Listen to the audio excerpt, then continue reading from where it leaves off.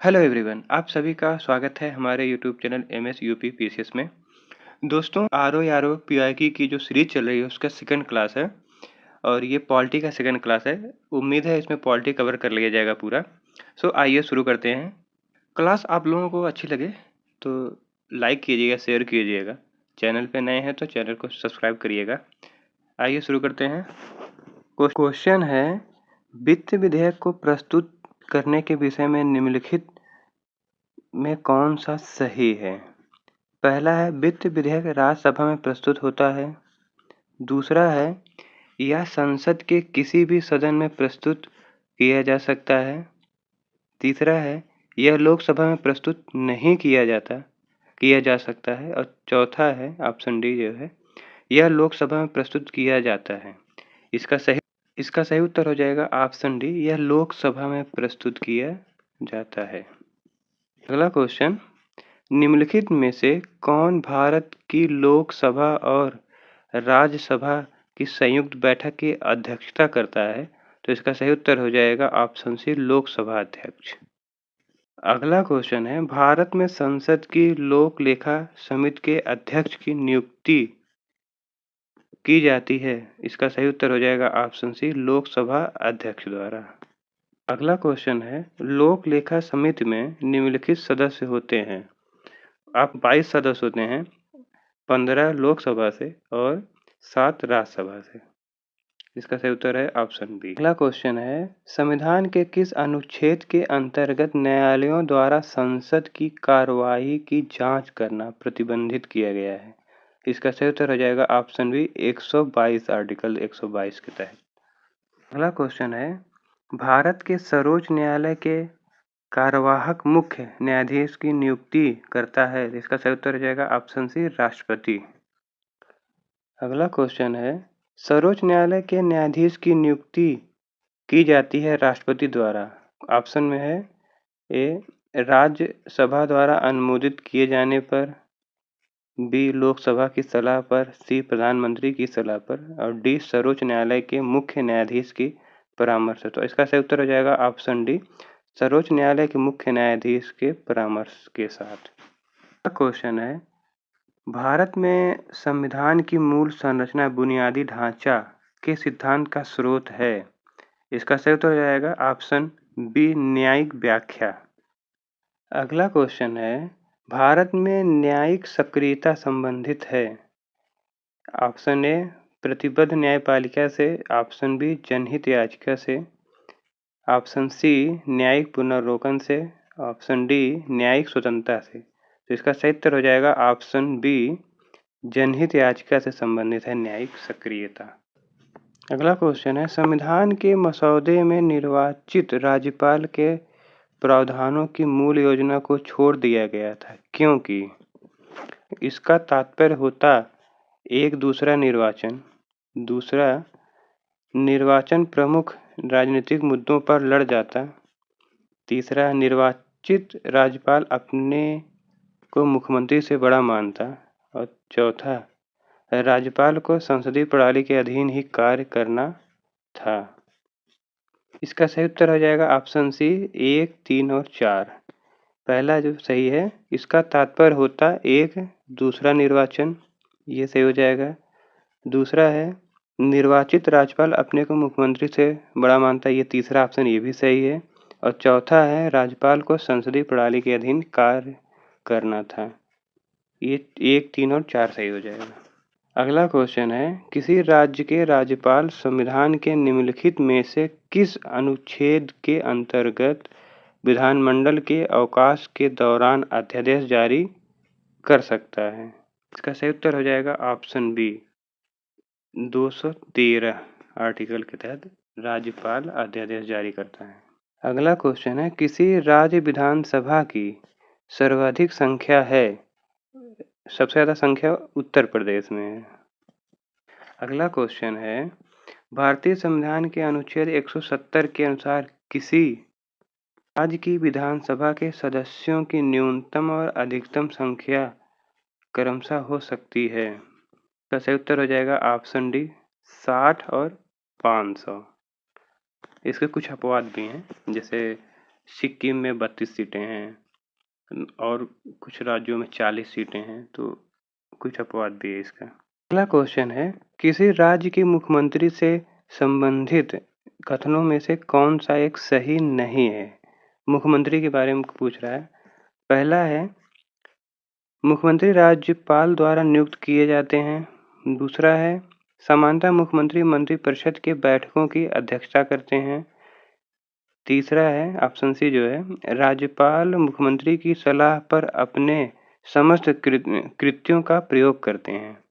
और डी है, मंत्रियों की नियुक्ति राज्यपाल मुख्यमंत्री की सलाह पर करते हैं। इसका सही उत्तर हो जाएगा ऑप्शन सी, राज्यपाल मुख्यमंत्री की सलाह पर नहीं बल्कि मंत्रिमंडल की सलाह पर कार्य करता है। अगला क्वेश्चन है, मुख्यमंत्री संबंधित निम्नलिखित कथनों में से कौन एक सही नहीं है? पहला है, वह साधारणतः राज्यपाल द्वारा चयनित होता है। बी, वह राज्यपाल द्वारा औपचारिक नियुक्ति पाता है। सी, वह विधानसभा में बहुमत दल के सदस्यों द्वारा चुना जाता है। डी, उसका पद पर बना रहना बहुत से कारकों पर निर्भर करता है। इसका सही उत्तर हो जाएगा ऑप्शन ए, वह राज्यपाल द्वारा चयनित नहीं होता। अगला क्वेश्चन है, निम्नलिखित में से कौन एक राज्य की आकस्मिक निधि की स्थापना के लिए उत्तरदायी है? इसका सही उत्तर हो जाएगा ऑप्शन ए, किसी राज्य का विधान मंडल। अगला क्वेश्चन है, धन विधेयक के अतिरिक्त एक विधेयक जो विधानसभा ने प्रथम बार पारित कर दिया हो और विधानसभा में कितने महीने या कितने माह तक पड़ा रह सकता है? इसका सही उत्तर हो जाएगा ऑप्शन सी, 3 माह से अधिक नहीं। अगला क्वेश्चन है, एक ऐसी याचिका जो न्यायपालिका द्वारा जारी की जाती है तथा जिसमें कार्यपालिका से कहा जाता है कि वह ऐसे कार्य करे जो उसे प्रदत्त शक्तियों के अंतर्गत करना चाहिए, इस रिट को कहा जाता है। इसका सही उत्तर हो जाएगा ऑप्शन बी, मैंडमस। अगला क्वेश्चन है, भारतीय संविधान के किस अनुच्छेद में केंद्र शासित प्रदेशों के लिए उच्च न्यायालय का प्रावधान है? इसका सही उत्तर हो जाएगा ऑप्शन बी, आर्टिकल 241। अगला क्वेश्चन है, कार्यकारी न्यायाधीशों की नियुक्ति की जाती है, तो इसका सही उत्तर हो जाएगा ऑप्शन सी, उच्च न्यायालय। अगला क्वेश्चन है, केंद्र तथा राज्यों के मध्य शक्तियों के वितरण के लिए भारत का संविधान 3 सूचियों को प्रस्तुत करता है। निम्न में से कौन से 2 अनुच्छेद शक्तियों के वितरण को विनियमित करते हैं? इसका सही उत्तर हो जाएगा ऑप्शन डी, 245 और 246। अगला क्वेश्चन है, भारत के संविधान की निम्नलिखित अनुसूची में 3 विधा सूचियों का प्रावधान है, यह 7वें में। अगला क्वेश्चन है, वे विषय जिन पर केंद्र व राज्य दोनों कानून बना सकते हैं उल्लिखित है समवर्ती सूची में। अगला क्वेश्चन है, भारतीय संविधान के किस भाग में केंद्र राज्य विधायी संबंध दिए गए हैं? इसका सही उत्तर हो जाएगा ऑप्शन बी, भाग 11 में। अगला क्वेश्चन है, भारतीय संविधान के किस अनुच्छेद के अंतर्गत अंतर्राष्ट्रीय समझौतों को प्रभावी बनाने हेतु संसद राज्य सूची के विषय पर कानून बना सकती है?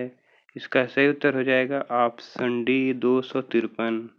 अगला क्वेश्चन है, राज्य विधानमंडल की बैठक आयोजित करने के लिए कोरम गणपूर्ति क्या है? इसका सही उत्तर हो जाएगा ऑप्शन डी, 10वां हिस्सा। अगला क्वेश्चन है, संविधान के निम्नलिखित अनुच्छेद के अंतर्गत संसद के दोनों सदनों के संयुक्त अधिवेशन का प्रावधान है? उत्तर हो जाएगा ऑप्शन बी, 108। आर्टिकल 108 में संयुक्त बैठक का प्रावधान है। अगला क्वेश्चन है, सरकारिया आयोग की सिफारिशों का संबंध है? इसका सही उत्तर हो जाएगा ऑप्शन डी, केंद्र राज्यों के पारस्परिक संबंध, केंद्र राज्य संबंध संबंधित सरकारी आयोग था। क्वेश्चन है, भारतीय संविधान के अनुच्छेद 352 के अनुसार राष्ट्रपति आपात की घोषणा निम्नलिखित में से किन परिस्थितियों में की जा सकती है? उत्तर हो जाएगा ऑप्शन डी, युद्ध, बाह्य आक्रमण या सशस्त्र विद्रोह। अगला क्वेश्चन है, भारतीय संविधान के किस अनुच्छेद के अंतर्गत किसी राज्य में राष्ट्रपति शासन लागू किया जा सकता है? आर्टिकल 256 के तहत राज्यों में राष्ट्रपति शासन लगाया जाता है। अगला क्वेश्चन है, आपातकाल में किसी राज्य विधानसभा की अवधि बढ़ाई जा सकती है आपातकाल में? इसका सही उत्तर हो जाएगा संसद द्वारा। अगला क्वेश्चन है, निम्नलिखित में से कौन एक भारतीय संविधान के अंतर्गत आपात की उद्घोषणा का आधार नहीं हो सकता? इसका सही उत्तर हो जाएगा आंतरिक अशांति। अगला क्वेश्चन है, सामान्य रूप में भारत में प्रति 5 वर्ष बाद वित्त आयोग की नियुक्ति की जाती है? इसका सही उत्तर हो जाएगा ऑप्शन डी, केंद्रीय अनुदान और संघ के राजस्व में राज्यों का अंश निर्धारित करने के लिए। ऑप्शन डी सही हो जाएगा। क्वेश्चन है, केंद्र व राज्य के मध्य वित्त का बंटवारा किसकी सिफारिश पर होता है? तो इसका सही उत्तर हो जाएगा वित्त आयोग। अगला क्वेश्चन है, निम्नलिखित में से कौन एक संवैधानिक निकाय नहीं है? वित्त आयोग, योजना आयोग, लोक सेवा आयोग, चुनाव आयोग। इसका सही उत्तर हो जाएगा योजना आयोग, जो अब नीति आयोग के नाम से जाना जाता है। अगला क्वेश्चन है, भारत में नीति आयोग की स्थापना जनवरी 2015 में की गई। ऑप्शन सी, संसदीय मंत्रिपरिषद द्वारा पारित एक विशिष्ट प्रस्ताव से। अगला क्वेश्चन है, किसी राज्य लोक सेवा आयोग के कार्यों को निम्नलिखित में से किस एक के अनुमोदन से संघ लोक सेवा आयोग को सौंपा जा सकता है? इसका सही उत्तर हो जाएगा ऑप्शन डी, राष्ट्रपति, भारत के राष्ट्रपति द्वारा। अगला क्वेश्चन है, संघ लोक सेवा आयोग अपना वार्षिक प्रतिवेदन सौंपता है? इसका सही उत्तर हो जाएगा ऑप्शन बी, राष्ट्रपति। अगला क्वेश्चन है, मत देने का अधिकार और निर्वाचित होने का अधिकार भारत में एक वैधानिक अधिकार है ये। अगला क्वेश्चन है, एक तरफ न्यूनतम आयु दिया हुआ और दूसरी तरफ पद, कौन से पद पर किस वर्ष नियुक्ति की जा सकती है, कितने आयु में? 21 वर्ष ये है आपका पंचायत सदस्य के लिए, 25 वर्ष ये है आपका विधानसभा सदस्य के लिए, 30 वर्ष जो है ये है राज्य विधान परिषद के लिए और 35 है भारत के राष्ट्रपति के लिए। तो अगला क्वेश्चन है, भारत के मुख्य चुनाव आयुक्त को नियुक्त किया जाता है? इसका सही उत्तर हो जाएगा ऑप्शन सी, राष्ट्रपति द्वारा। अगला क्वेश्चन है, भारत के निर्वाचन आयोग के कार्यों के बारे में आपको बताना है। पहला है, संसद एवं राज्य विधानमंडल के सभी चुनाव करवाना। दूसरा है, राष्ट्रपति और उपराष्ट्रपति के पदों के लिए चुनाव कराना। तीसरा है, किसी राज्य में स्वतंत्र एवं निष्पक्ष चुनाव के लिए अनुकूल दशा न होने पर राष्ट्रपति शासन लगाए जाने की संस्तुति करना। चौथा है, निर्वाचन सूचियां तैयार करने के कार्यों का निरीक्षण, निर्देशन एवं नियंत्रण करना। इसका सही उत्तर हो जाएगा ऑप्शन बी, 1, 2 और 4 सही है, 3 गलत है। अगला क्वेश्चन है, निम्न में से कौन सा चुनाव निर्वाचन आयोग द्वारा संपादित नहीं किया जाता? इसका सही उत्तर हो जाएगा ऑप्शन डी, स्थानीय निकायों का चुनाव। इसके लिए राज्य निर्वाचन आयोग होता है। अगला क्वेश्चन है, भारत में संशोधन की पहल की जा सकती है संसद के किसी भी सदन में। अगला क्वेश्चन है, संविधान का 52वां संशोधन संबंधित है? इसका सही उत्तर हो जाएगा दल बदल से। अगला क्वेश्चन है, सिक्किम एक नया राज्य बना? इसका सही उत्तर हो जाएगा 36वां संशोधन द्वारा।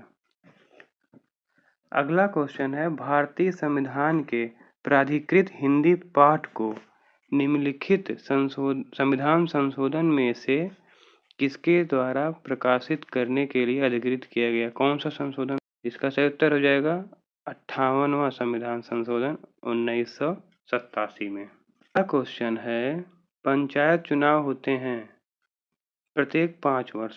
अगला क्वेश्चन है, भारत के संविधान के भाग 9A में निम्नलिखित क्षेत्र की स्थानीय स्वशासन की इकाइयों को संवैधानिक आधार प्रदान किया गया। क्षेत्र, ग्रामीण क्षेत्र और शहरी क्षेत्र। सही उत्तर हो जाएगा ऑप्शन बी शहरी क्षेत्र। अगला क्वेश्चन है कथन और कार्य वाले क्वेश्चन है। कथन है पंचायत के प्रधान, प्रमुख तथा अध्यक्ष के पदों में महिलाओं के लिए जिनमें अनुसूचित जाति, अनुसूचित जनजाति, पिछड़ी जाति की महिलाएं सम्मिलित हैं, आरक्षण से उनके क्रियाकलाप में एक सुस्पष्ट परिवर्तन आया है। अब कारण है ग्रामीण क्षेत्र की महिलाएं इस आरक्षण की मांग लंबे समय से कर रही थी। इसका उत्तर हो जाएगा ऑप्शन सी, ए सही है और आर गलत। अगला क्वेश्चन है पंचायती राज संस्थाओं में महिलाओं के लिए आरक्षित स्थानों, सीटों के संदर्भ में निम्नलिखित में से कौन सा कथन सही है। पहला है इसका प्रावधान संविधान के अनुच्छेद 243D(3) में किया गया। दूसरा है आरक्षण अनुच्छेद 334 में विनिर्दिष्ट अवधि की समाप्ति पर प्रभावी नहीं रहेगा। सही उत्तर हो जाएगा ऑप्शन ए, केवल पहला सही है। अगला क्वेश्चन है मनरेगा कार्यक्रम निम्नलिखित में से भारतीय संविधान के किस अनुच्छेद को लागू करने हेतु लाया गया। इसका सही उत्तर हो जाएगा ऑप्शन ए, आर्टिकल 43। अगला क्वेश्चन है ग्रामीण स्थानीय शासन का पंचायती राज नामांकन किस भारतीय नेता के सुझाव का परिणाम है। सही उत्तर हो जाएगा ऑप्शन डी, एम के गांधी। क्वेश्चन है पंचायती राज की अनुशंसा किसने की थी। इसका सही उत्तर हो जाएगा ऑप्शन डी, बलवंत राय मेहता समिति, रिपोर्ट 1957। क्वेश्चन है जिस समिति की अनुशंसा पर देश में पंचायती राज लागू किया गया उसके प्रमुख थे। ऑप्शन बी, बलवंत राय मेहता समिति थी। अगला क्वेश्चन है समिति दिया हुआ और उनके वर्ष कब गठित की गई थी। तो पी के थुंगन समिति, इसका गठन हुआ था 1988 में। अशोक मेहता ये 1977 में था और बी आर मेहता यानी बलवंत राय मेहता समिति ये 1957 में था और एल एम सिंघवी समिति ये 1986। अगला क्वेश्चन है संविधान के 73वें और 74वें संशोधन निम्नलिखित में से किनके सृजन के लिए उत्तरदायी हैं। ऑप्शन में है आपका राज्य चुनाव आयोग, जिला नियोजन समिति, राज्य वित्त आयोग और राज्य संपत्ति कर मूल्य निर्धारण बोर्ड। इसका सही उत्तर हो जाएगा ऑप्शन बी, 1, 2 और 3। राज्य निर्वाचन आयोग, जिला नियोजन समिति और राज्य वित्त आयोग ये 3 प्रावधान, इन तीनों का गठन 73वें और 74वें संशोधन के तहत किया गया। अगला क्वेश्चन है भारतीय संविधान के 73वें संशोधन के संदर्भ में निम्नलिखित में से कौन सा सही है। पहला है इसमें पंचायतों को स्वशासन की संस्था स्वीकार किया गया। दूसरा है इसमें शहरी स्थानीय सरकार को स्वशासन की संस्था स्वीकार किया गया। उत्तर हो जाएगा ऑप्शन सी, केवल एक। अगला क्वेश्चन है एक क्षेत्र पंचायत का क्षेत्र निर्धारित किया जाता है। ऑप्शन बी, राज्य सरकार द्वारा। अगला क्वेश्चन है राज्य वित्त आयोग का गठन भारतीय संविधान के अंतर्गत किया जाता है, किस आर्टिकल के तहत है। उत्तर हो जाएगा ऑप्शन बी, अनुच्छेद 243I। अगला क्वेश्चन है अनुसूचित जनजाति के लिए राष्ट्रीय आयोग गठित करने का प्रावधान संविधान के किस अनुच्छेद में है। इसका सही उत्तर हो जाएगा ऑप्शन ए, 3 या 338 का में। अगला क्वेश्चन है भारतीय संविधान का भाग 16 संबंधित है। सही उत्तर हो जाएगा ऑप्शन डी, कुछ वर्गों के लिए विशेष उपबंधों से। अगला क्वेश्चन है नागरिकता संशोधन विधेयक 2019 संसद से कब पारित किया गया। इसका सही उत्तर हो जाएगा ऑप्शन बी, 11 दिसंबर 2019। अगला क्वेश्चन है भारतीय संविधान का कौन सा अनुच्छेद लोकसभा एवं विधानसभा के प्रतिनिधियों को निर्वाचित करने अर्थात वयस्क मताधिकार का अधिकार प्रदान करता है। इसका सही उत्तर हो जाएगा 326, ऑप्शन ए। क्वेश्चन है कथन और कार्य वाले क्वेश्चन है। कथन है राज्य की कार्यपालिका शक्ति का प्रयोग संसद के कानूनों तथा राज्य में लागू कानूनों का अनुपालन सुनिश्चित करने हेतु होता है। कारण है अपनी कार्यपालिका शक्तियों का प्रयोग करके भारत सरकार राज्यों को आवश्यक निर्देश दे सकती है। सही उत्तर हो जाएगा ऑप्शन ए, दोनों सही है और सही स्पष्टीकरण। क्वेश्चन है संविधानेतर अधिकार का अर्थ है। ऑप्शन सी, वह शक्ति जो संविधान सम्मत नहीं है। अगला क्वेश्चन है संसद के अधिकारियों में सम्मिलित है लोकसभा अध्यक्ष, लोकसभा उपाध्यक्ष, महासचिव लोकसभा और अध्यक्ष राज्यसभा। इसका सही उत्तर हो जाएगा ऑप्शन डी, सभी। अगला क्वेश्चन है भारत की संसद को कानून निर्माण की शक्ति निम्नलिखित के लिए प्राप्त है।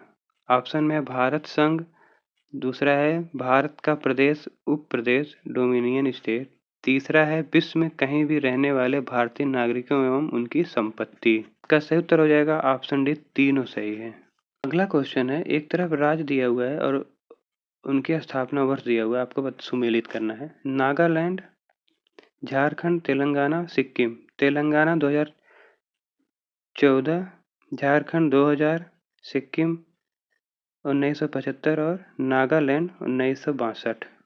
अगला क्वेश्चन है भारतीय संविधान की प्रस्तावना में इसके सभी नागरिकों को कौन सा न्याय प्रदान करने की व्यवस्था की गई है। इसका सही उत्तर हो जाएगा ऑप्शन डी, सामाजिक, आर्थिक और राजनीतिक न्याय। अगला क्वेश्चन है निम्नलिखित में से कौन से भारतीय राष्ट्रपति लोकसभा अध्यक्ष भी रहे हैं। इसका सही उत्तर हो जाएगा ऑप्शन डी, नीलम संजीव रेड्डी। अगला क्वेश्चन है भारत के संविधान के अनुच्छेद 300 के अनुसार भारत की सरकार का कानूनी नाम है यूनियन ऑफ इंडिया। अगला क्वेश्चन है निम्नलिखित में से कौन सा अनुच्छेद भारत के राष्ट्रपति द्वारा वित्त आयोग की नियुक्ति से संबंधित है। इसका सही उत्तर हो जाएगा ऑप्शन सी, 280। अगला क्वेश्चन है यदि किसी समय राष्ट्रपति एवं उपराष्ट्रपति दोनों का पद रिक्त हो तब राष्ट्रपति का कार्य कौन करेगा। इसका सही उत्तर हो जाएगा भारत का मुख्य न्यायाधीश, ऑप्शन सी। गाइस यहाँ पे हमने पॉलिटी के पीवाईक्यूज कंप्लीट कर लिए हैं। आरओ के जो पॉलिटी के क्वेश्चन थे, पीवाईक्यूज थे, हमने उसको पूरी तरह से कंप्लीट कर लिया है। 160 क्वेश्चन थे। इसका पहला क्लास अपलोड हो चुका है, आप लोग उसको देखिएगा। ये दूसरा क्लास है। क्लास आप लोगों को अच्छी लगी होगी तो लाइक कीजिएगा, शेयर कीजिएगा और चैनल पे नए हैं तो चैनल को सब्सक्राइब करिएगा। पढ़ते रहिए। All the best. जय हिंद।